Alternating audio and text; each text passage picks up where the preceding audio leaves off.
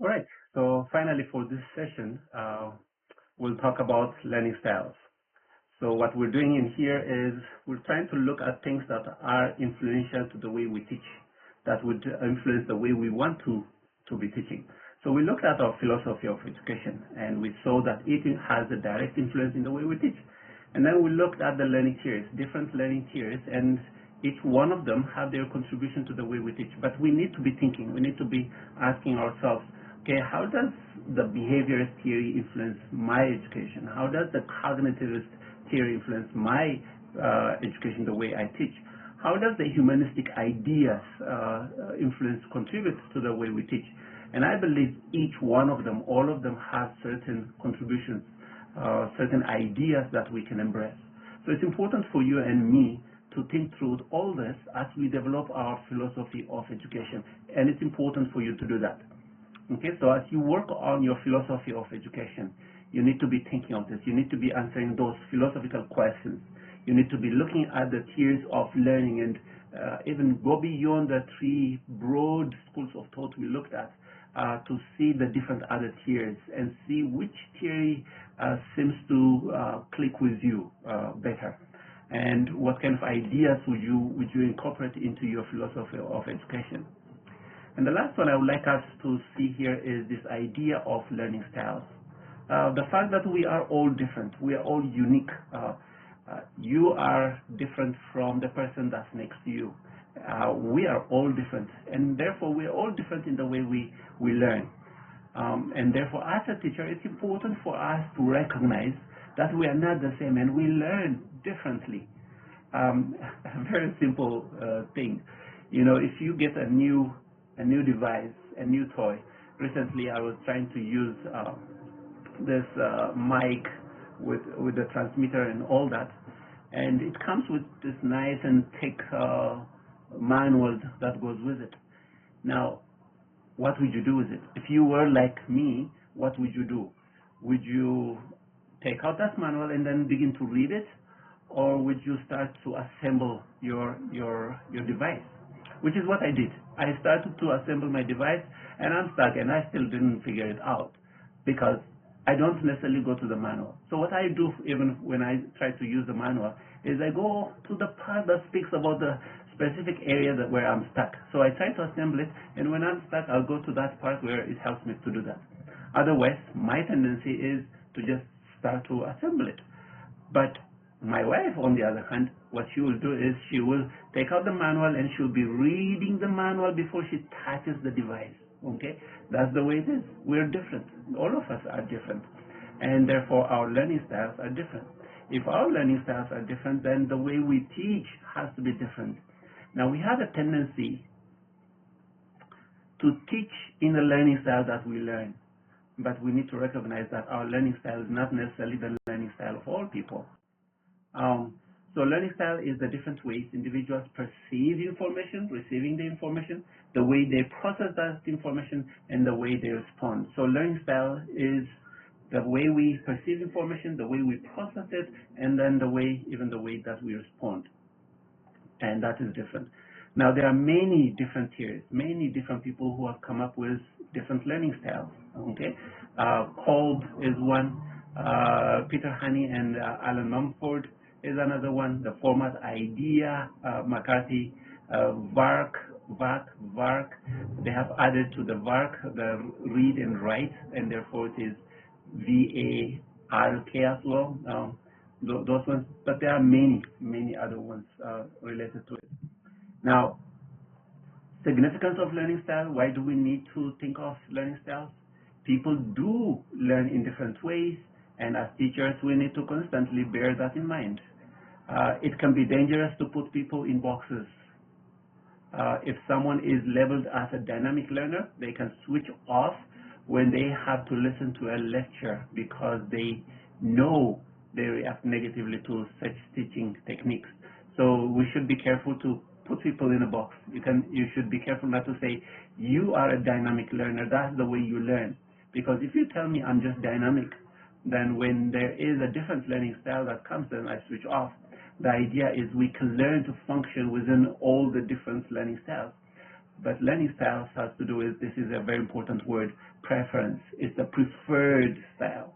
Okay, I prefer this. I can function in all of them, but there is a preference that we all may have.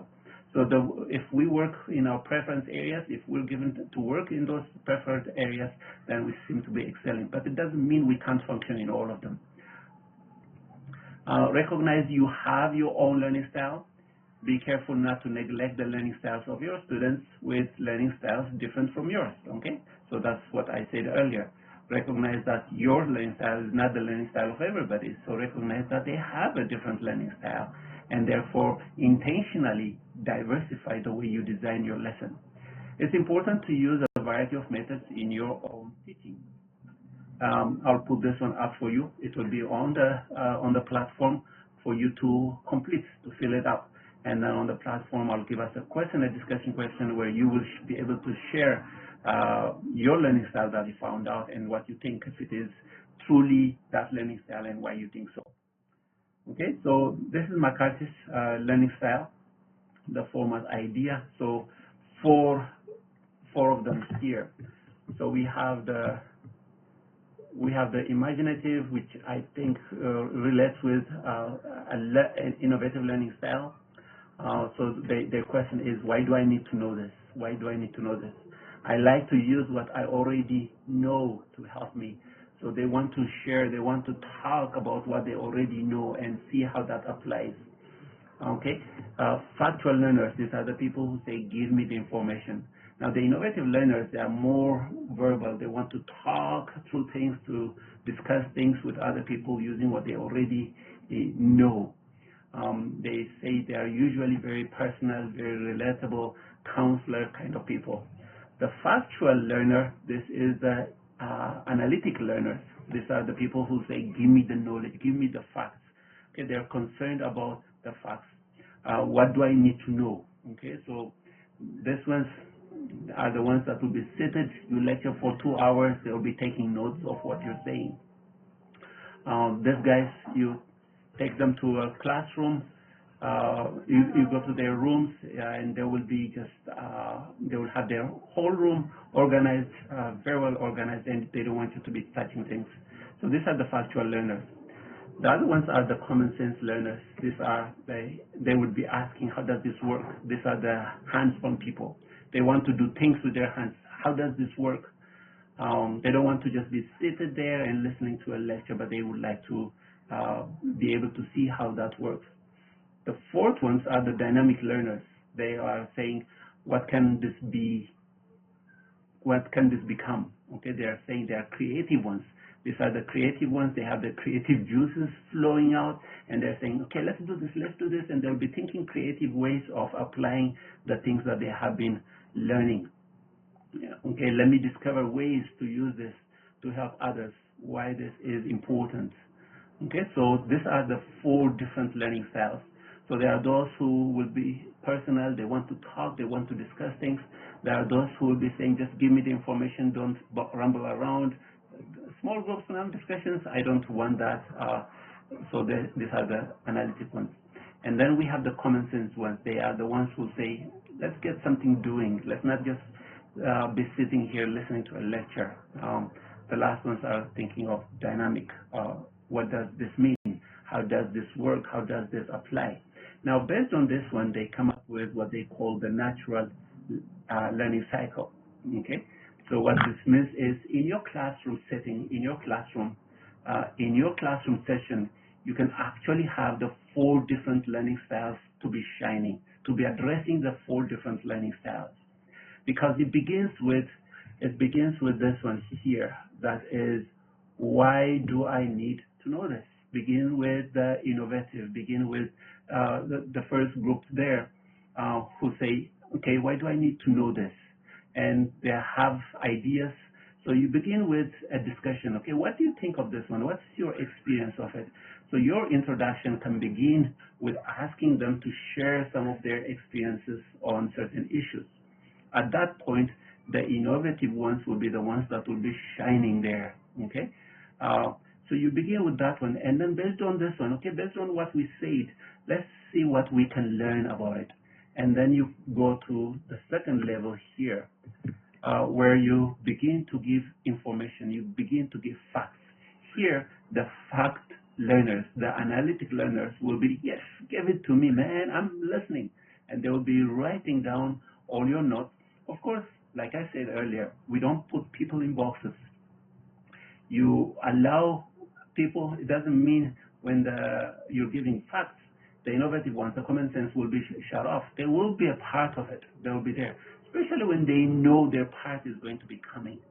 So here you give the information, and the analytic ones, of course, they will be taking notes, but everybody else will be doing that as well. And then we have the third one here. That is, how does this work? So you call the attention of the students as you gave the information, as you got them to discuss the topic that you're going to be talking about, and then you gave the information with analytics, people shining mostly, and then you say, okay, how does this work? Let's see how this works, and you get people to practice it, to do things with it. That is reinforcing whatever you've taught in the second stage. So you reinforce it by getting the students actively engaged in the learning. And then finally say, okay, how does this apply? So that's the application part of it. As you come into the conclusion of your lesson, how does this work? What can we do about it as we go out? And there, that's the fourth one there. And that is where the dynamic learners will be brilliant. They will come up with ideas of what can this become. So this is a natural learning cycle. So we talk about learning styles. How can this work in my classroom? I can't be addressing all the learning styles. And those are questions that I usually receive. And this can be a helpful one, diversifying it. How can we diversify? One, planning it. This could be a good way of planning a lesson as well. So you begin by getting people to discuss, that's the hook, and they share some of their experiences. And then you give them the information. They call this the book.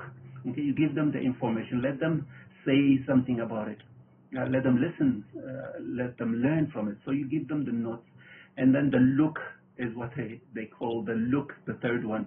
Look is what they can do with it. So you get them to apply it. And then finally they say the took. This is the takeaway. What can this become? What can I do about it? Okay. So this way we can use different learning styles to do this one, and students will be learning. So this is learning style. Finishing off, all of us are different in the way we learn, in the way we prefer to learn, and therefore we need to create diversity in the way we organize our lessons in such a way all of students will be learning. All right, with this one we finish this session. Bless you.